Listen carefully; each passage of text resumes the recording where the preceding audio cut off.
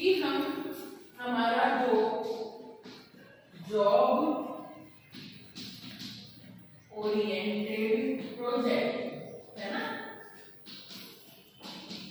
इसका आपका क्वेरी है कि यह कैसे बना, ठीक है, ये आपका प्रश्न है ना। अब सबसे पहले कि आप अपने विषय यानी कि अपने टॉपिक का चयन करें, टॉपिक का चयन करें। लिस्ट आपको भेज दी है, ग्रुप में भेजिए। तो सबसे पहले मेरा उसमें कौन सा विषय पसंद का है, कौन से विषय में मेरी रुचि है।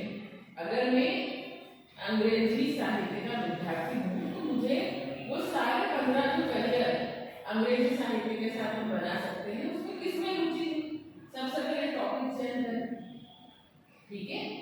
अब जो भी हमारा टॉपिक है ये हमने चयन किया, तो आप जानते हैं सबसे पहले हमें इस टॉपिक का परिचय लिखना पड़ेगा, यानी अगर मुझे प्रोफेसर बनना है तो प्रोफेसर, कॉलेज प्रोफेसर की जॉब क्या होती है, पहले ये बताना पड़ेगा, परिचय देना पड़ेगा। एक उदाहरण के माध्यम से मैं आपको बता रहा हूँ।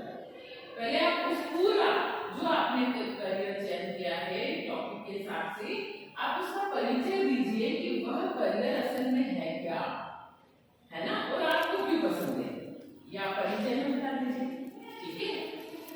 दूसरा, कितनी शिक्षा और कौन सी डिग्री उस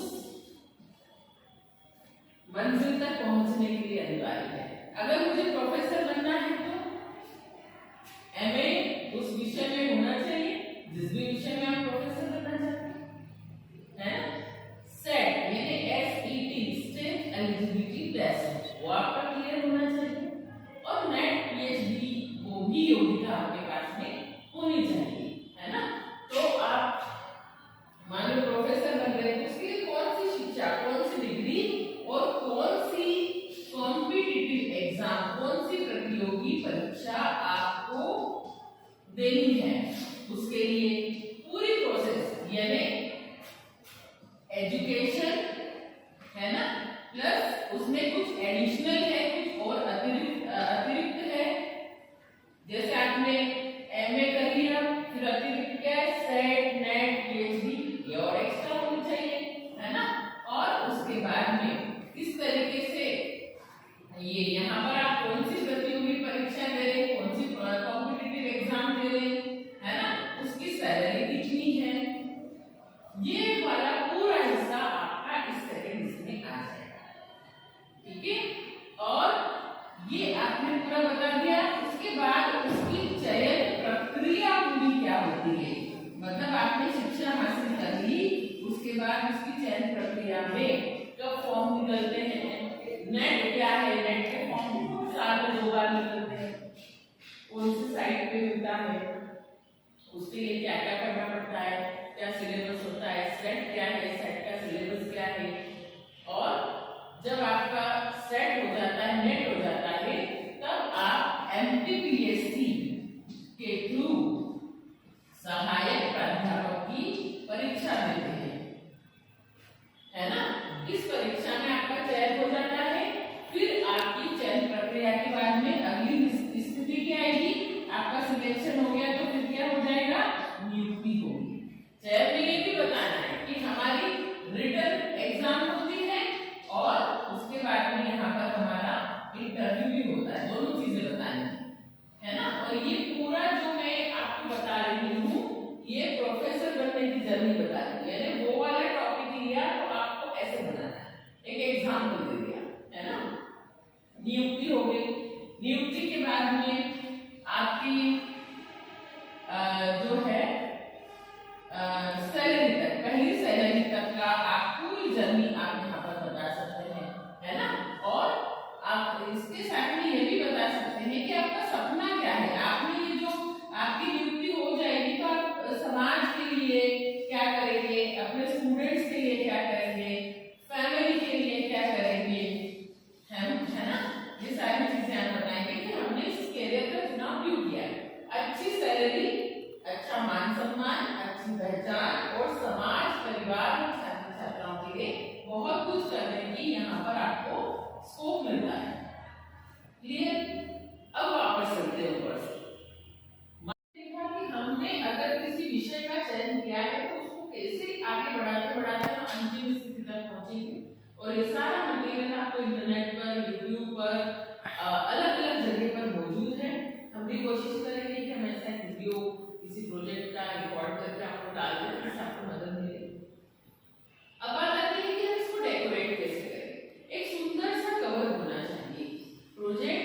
बड़ी बात है, समझ लीजिए आपका करियर बड़ी बात है कि नहीं है, तो उसको हल्के में तो नहीं ले सकते, नहीं, वैसा सिंपल प्रेजेंटेशन होना चाहिए। एक अच्छा प्रोजेक्ट कवर हो, अंदर आपकी पूरी डिटेल और कवर पेज कॉलेज के नाम सहित होना चाहिए, किसके अंडर लिखते हैं उसका नाम और आपका नाम होना चाहिए। अंदर डिक्लेरेशन या घोषणा पत्र होता है तो ये बताता है ये प्रोजेक्ट मैंने अपने हिसाब से लिखा है, इसे नकल नहीं मानी। सैंपल आपको देंगे हम अगले वीडियो में, है ना। तो ये बता दीजिए। और जो आप वन साइडेड लिखेंगे, लाइन दार के जो पीछे प्लेन होते हैं, एक साइड लाइन होती है, लाइन पे लिखिए, और वो जो पीछे वाला पेज है संबंधित, जैसे आप प्रोफेसर का बनाए हैं, है ना, तो आप नेट एग्जाम की कोई डिटेल डाल सकते हैं चित्र के रूप में। पढ़ाते हुए किसी क्लासरूम का कोई प्रोफेसर का पढ़ाते हुए चित्र चिपका सकते हैं, है ना। और आपके मनपसंद प्रोफेसर कौन कौन से, उनकी भी डिटेल वहां पर दे सकते हैं, या जिन लोगों ने भारतवर्ष में अब तक प्रोफेसर के रूप में नाम कमाया है, जो आपके रोल मॉडल है, जिनको देखकर आपको प्रोफेसर बनने की इच्छा हुई, आप उनके बारे में उनका भी चित्र लगा सकते हैं। तो थोड़ा सा उसकी सज्जा भी जरूरी है, ना सिर्फ मटेरियल। स्केच पेन का यूज कीजिए, थोड़ा सा ग्लिटर का यूज कीजिए, सुंदर। प्लास्टिक कवर मत चढ़ाइए। क्यों नहीं चढ़ाना है प्लास्टिक कवर?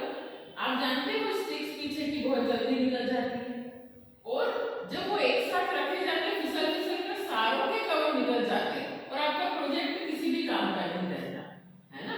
और जब हम आपको वीडियो का उदाहरण देंगे तो पिछले साल के किसी विद्यार्थी का ही देंगे ना, तो संभाल कर रखा जा सके प्रोजेक्ट वैसा होना चाहिए। यूपीएससी का भी बना सकते हैं बच्चे, बहुत सुंदर सुंदर प्रोजेक्ट बनाकर लेकर आए हैं। तो चलिए रिकैप कर लेते हैं। पहली बात क्या, टॉपिक का चयन कीजिए, उसकी शैक्षणिक योग्यताएं और आपने उसको क्यों चुना है बताइए, उसकी पूरी प्रोसेस क्या होती है बताइए, अंत में आप किस सैलरी को प्राप्त करेंगे, चयन प्रक्रिया क्या होगी, कैसे आपका सिलेक्शन होगा, कैसे नियुक्ति पत्र दर पर आएगा, उसके बाद कर लीजिए। और उसको करने के बाद में मैं समाज परिवार क्या कर सकता हूँ या कर सकती हूँ बता दीजिए।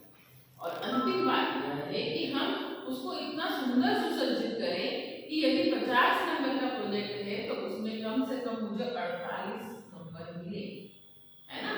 ये एग्जाम नहीं है रिटर्न वाली, ये क्या है, घर से तैयार करके देना है। अब घर से जितना सुंदर तैयार करके ला सकते उसमें कुछ याद नहीं करना है, देख देख कर लिखना है ना। अपनी सौंदर्य जो बोध है आपका उसका इस्तेमाल करके आपको सजाना है। यानी कुल मिलाकर इसमें कितने मार्क्स मिलेंगे ये किसके हाथ में है, आपके हाथ में। तो बहुत सुंदर बनाइए। एग्जाम में कितने मार्क्स मिलेंगे वो आपके हाथ में नहीं है, प्रोजेक्ट में कितने मार्क्स मिलेंगे आपके हाथ में, एक एक नंबर से आपका परसेंटेज ऊपर जा सकता है। ठीक है, थैंक यू।